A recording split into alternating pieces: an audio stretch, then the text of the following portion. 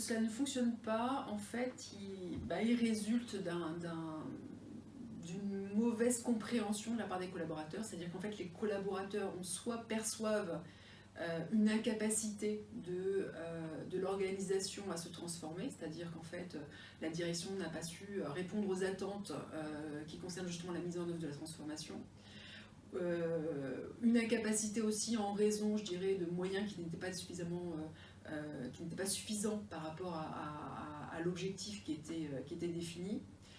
Et le deuxième sujet, c'est au-delà de l'incapacité, ça pourrait être en fait l'incertitude, c'est-à-dire que le change management n'a pas réussi à lever ces problèmes d'incertitude, c'est-à-dire qu'en fait aujourd'hui les collaborateurs sont toujours inquiets par rapport à leurs emplois, par rapport à leur rôle, par rapport à leur niveau de responsabilité, notamment par rapport aux postes qui seraient les postes à venir. Et donc tout ça en fait de manière assez classique, ça peut engager du coup derrière des problèmes de motivation et des problèmes aussi de participation dans le processus, donc ça qui sont très liés, mais également aussi une mauvaise compréhension de la situation globale ou de la raison pour laquelle en fait on souhaite maintenir malgré tout le changement qui était prévu.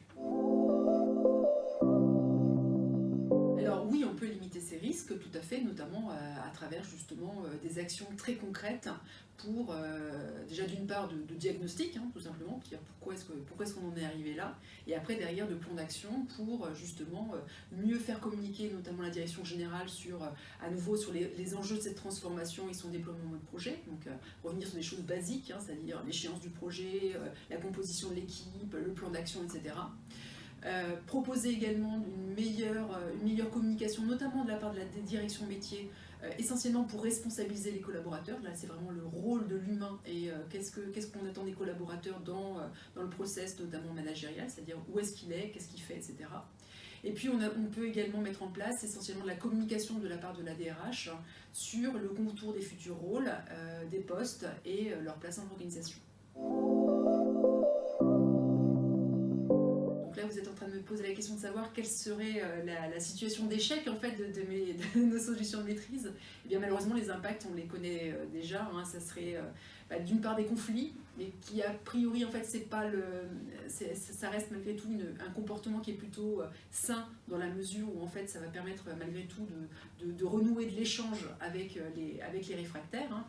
Mais attention toutefois parce que les réfractaires pourraient aussi pouvoir communiquer sur l'inutilité supposée de la transformation. Le deuxième signe, c'est l'inertie, c'est-à-dire qu'il ne se passe pas grand-chose. On constate des baisses de productivité, on constate un manque de réactivité.